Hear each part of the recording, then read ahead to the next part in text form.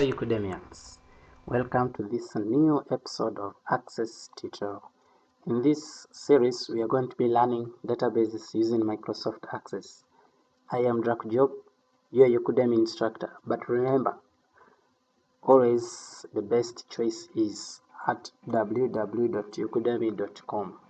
Never fail to learn from there. So in this tutorial, as I said, we're going to be learning Microsoft Access database, and this is our first tutorial. And in this first tutorial, we're going to be introducing ourselves to database. Some few things.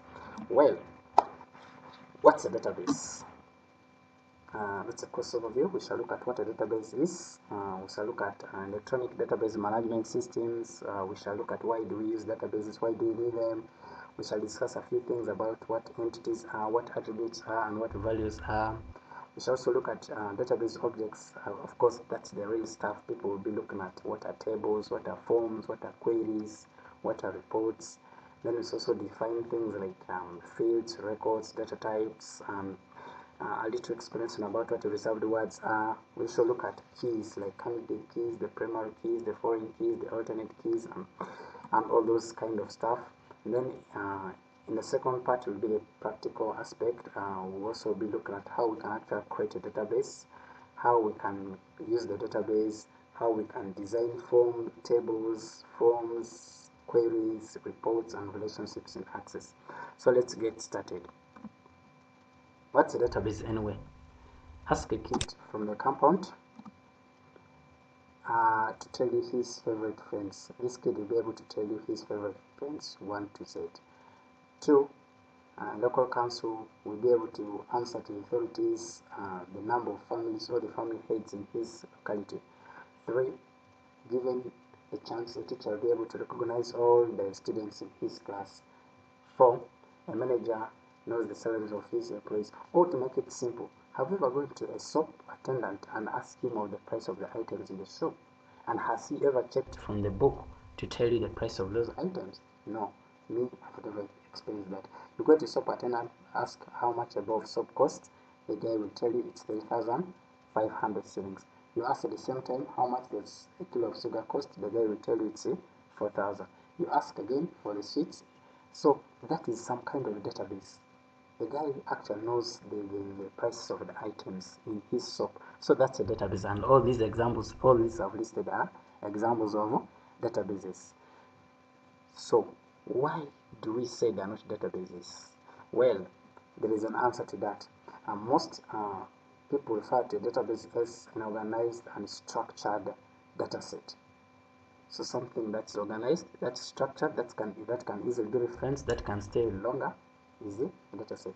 Why do we say that what a shop attendant has is a database but not sufficient enough? Because if you ask a shop attendant what is the price of this biscuit, he will tell you it's 500. But the shop attendant does not know how many pieces are contained in that pack, how many biscuit pieces are contained in that pack, unless he gets inside and counts them. The shop attendant will not tell you when that biscuit was manufactured and when it will expire. Will not tell you who manufactured that biscuit. Will not tell you the gross weight of that biscuit and all those characteristics of the biscuit. The shop attendant will not be able to know all of them, but will be able to know the price. But with the database or an organized data set, all those information are available in a real time. When I just choose this biscuit, I'll be able to know when it was manufactured, the price, when it will expire, who manufactured it, how many pieces are contained in that pack. And that is what we are calling as a database, as a collection of related data. It stores information about items that have characteristics. Every item has a characteristic. Human beings have their skin color, they have their blood type, they have their iris color, they have their thumbprints, they have their speech, all those characteristics. Okay? And the items about which data is stored are called entities. In database terms, we call them entities. Then those characteristics from which data is captured, maybe it is the expiry date, the manufacture date, the manufacturer, the number of pieces contained in the pack, the price. Those are what we call the characteristics, and these characteristics are called attributes in database terms. So databases, or a database, is often organized in some form. Yes, as we said, and then it stores meaningful information. Databases can be structured or unstructured.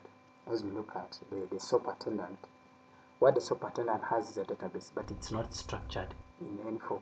It's just random. You ask here, he picks, you ask there, he picks, but most databases for production are structured and organized.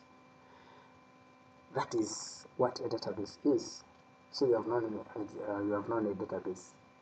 So databases are in different forms. We have the paper-based databases, and then we have the electronic databases. So basically, we're going to look at the electronic databases, what are called the electronic DBMS. DBMS is a database management system. So as the name suggests, these are computerized databases.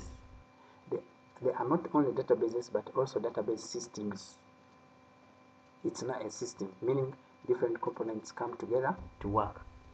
Without power or electricity, this does not exist. We know all about computers, they use electricity.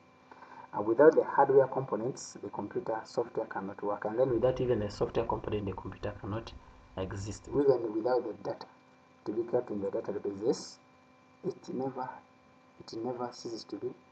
Actually, it is never a database. So these databases are systems. They are structured and well organized. Examples of such databases are the Microsoft Access that we are going to use, the MySQL, PostgreSQL, Informix, Oracle, Sybase, and many other database management systems that exist in the market. So the question is, why do we use databases? As I said, databases are powerful tools for information storage. They are organized and structured. When I need biscuits, it's easy for me to get the biscuits. Have you ever gone to a supermarket?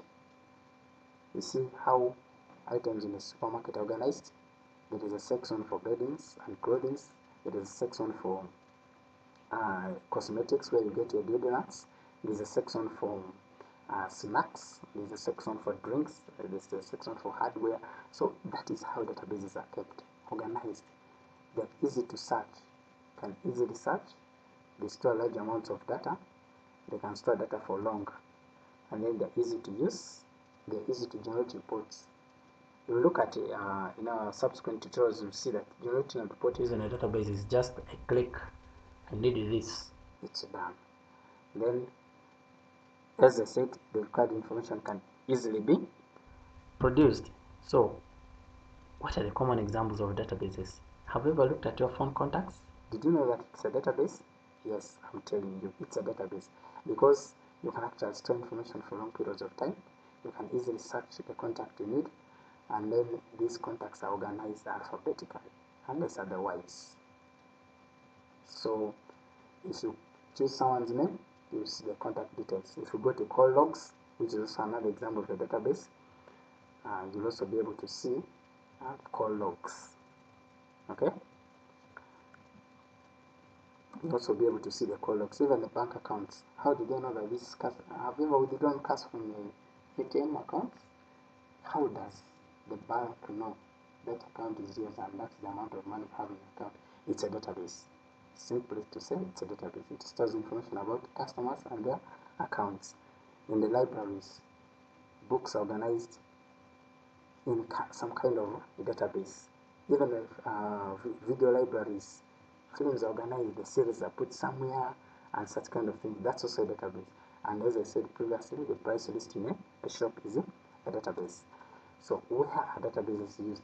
Commonly in banking, for keeping customer accounts, loans and ATMs, as we said, in airlines, for making reservations and bookings, in schools and universities, to store students' information, course information, and others, in telecommunications, like call logs, monthly reports, in sales, to keep customer orders, purchase orders, product information, and so on, in manufacturing, to keep track of inventory, in human resources, to generate payrolls, pay taxes, keep salary payments, in travel agencies for booking holidays.